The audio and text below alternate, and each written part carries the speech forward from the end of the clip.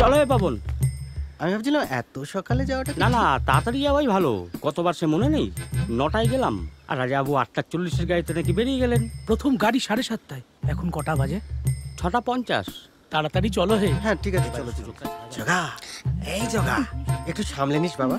আজকের আদায় হলে সামনের রথের মেলা থেকে তোকে 8 বাসি কিনে দেবো। হ্যাঁ, সামলে নিস, সামলে নিস। চলো চলো চলো চলো, তাড়াতাড়ি আসো। চলো।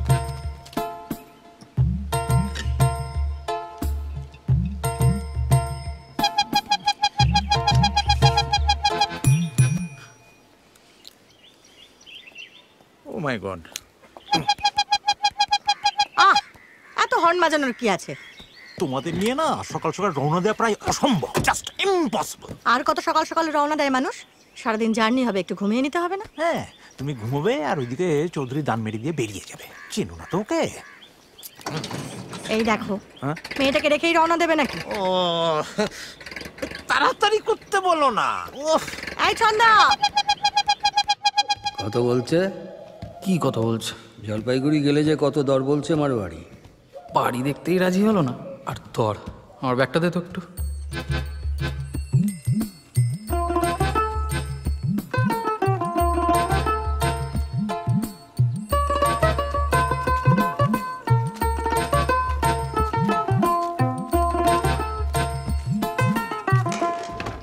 শ্রীনাথ 900, পবন 757, সাহা 320, তোর 1000-1200, আমার চেম্বারে সব মিলিয়ে ধর 9900। ওই 10,000 বললেই দিয়ে দিতাম।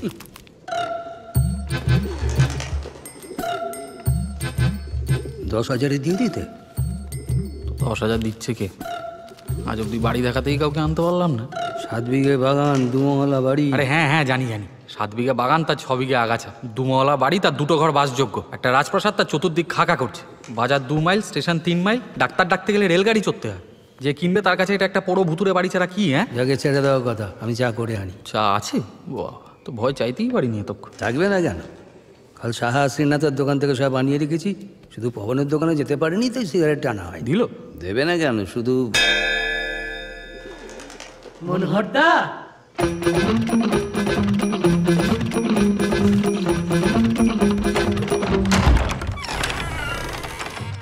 ও সাত সকালে একবারে দল বেঁধে এসে পড়েছেন? সকাল সকাল একটু হাঁটতে বেরিয়েছিলাম, সবার সাথে দেখা হয়ে গেল, তা ভাবলাম এদিক পানে যখন আসছি তখন একবার দেখা করেই যাই। তা বেশ করেছেন, কিন্তু রাজাবাবু তো নেই। কাল রাতে এসেছেন তো, ফিরতে দেখলাম।